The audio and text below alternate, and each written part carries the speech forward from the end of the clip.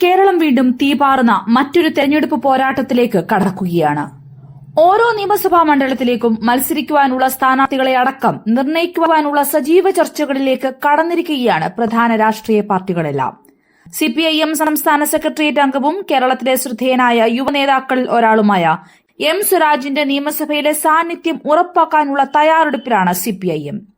2016 തൃപ്പൂണിത്തുറയിൽ K ബാബുവിനെ അട്ടിമറിച്ച് നിയമസഭയിലെത്തിയ സ്വരാജ് കഴിഞ്ഞ തെരഞ്ഞെടുപ്പിൽ 1000-ൽ താഴെ വോട്ടിനാണ് സിറ്റിംഗ് സീറ്റിൽ പരാജയപ്പെടുന്നത്. 99 സീറ്റുമായി തുടർഭരണം ലഭിച്ചിട്ടും പാർട്ടി അണികളെ സങ്കടപ്പെടുത്തിയ തോൽവിയായിരുന്നു എം സ്വരാജിന്റേത്. അത് കഴിഞ്ഞുള്ള നിലമ്പൂർ ഉപതെരഞ്ഞെടുപ്പിൽ സ്ഥാനാർത്ഥിയായി സ്വരാജ് എത്തിയെങ്കിലും കടുത്ത UDF സ്വഭാവം കാണിക്കുന്ന മണ്ഡലത്തിൽ വിജയിക്കാനായിരുന്നില്ല.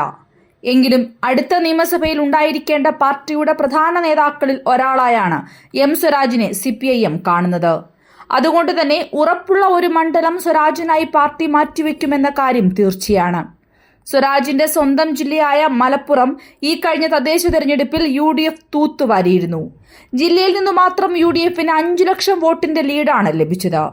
UDF തേരോട്ടത്തിലും വീഴാതെ പിടിച്ചുനിന്ന ഏക CPM സിറ്റിംഗ് സീറ്റ് പൊന്നാനി മാത്രമാണ്.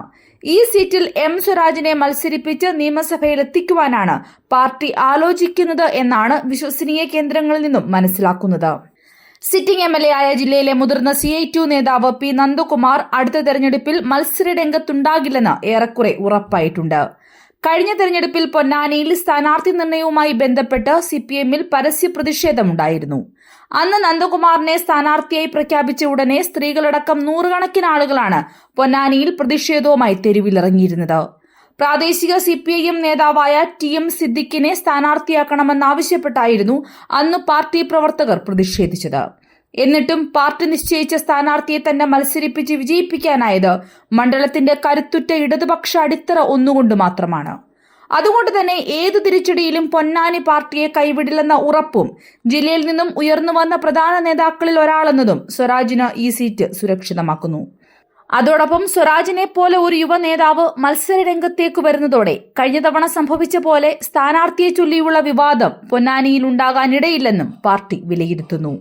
ഈ കഴിഞ്ഞ തദ്ദേശ സ്വയംഭരണ തെരഞ്ഞെടുപ്പിൽ മലപ്പുറം ജില്ലയിലാകെ UDF തരംഗം ആഞ്ഞടിച്ചപ്പോൾ കേവലം 10-ൽ താഴെ പഞ്ചായത്തുകളിലായി ഇടതുപക്ഷം ഒതുങ്ങിയിരുന്നു. മലപ്പുറത്തെ സിറ്റിംഗ് സീറ്റുകളായിരുന്ന താനൂരും തവനൂരുമെല്ലാം 10,000-ലേറെ വോട്ടിന് പിറകിൽ പോയപ്പോഴും പൊന്നാനി മാത്രമാണ് CPIM-നെ കൈവിടാതെ പിടിച്ചു നിന്നത്. സ്വരാജ് വരുന്നതോടെ വിജയിച്ചാൽ സർക്കാരിൽ പ്രധാന സ്ഥാനങ്ങളിൽ ഒന്നുറപ്പാണെന്നതും ശ്രദ്ധേയനായ വാഗ്മി, യുവനേതാവ് എന്നീ നിലകളിലെല്ലാം സ്ഥാനാർത്ഥിയാകുന്നതോടെ മികച്ച മാർജിനിൽ മണ്ഡലം നിലനിർത്താനാകുമെന്നും CPIM കണക്കുകൂട്ടുന്നു.